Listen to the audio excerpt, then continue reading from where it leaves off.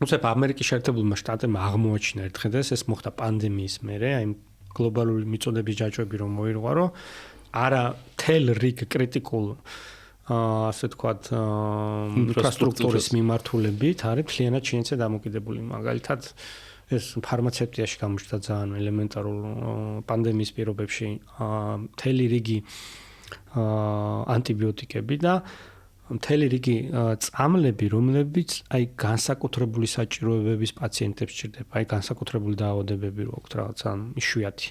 და აღმოჩნდა, რომ 90% ჩინეთში წარმოება და რაღაცა რო ჩინეთთან დაემართოს ამერიკის შეერთებულ შტატებს, უბრალოდ ეს ხალხი აბსოლუტურად დაუცველი რჩება. მხოლოდ ჩინეთს აქვს მონოპოლია რა.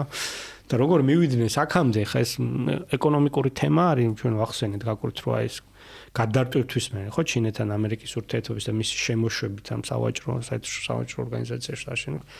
ну ამერიკიდან დაიწყო პირველი შამ დასავლეთიდან ჯამში ამ ინდუსტრია. ლიბერალური სოფხედველობის ნაწილია, რომ ეკონომიკური კავშირები როცა არის, ნაკლები ვარაუდი არის, რომ ომი იქნება, მაგრამ რუსეთმა აჩვენა, რომ ეს აბსოლუტურად არ არის ისე, როგორც ეს ასე არ არის.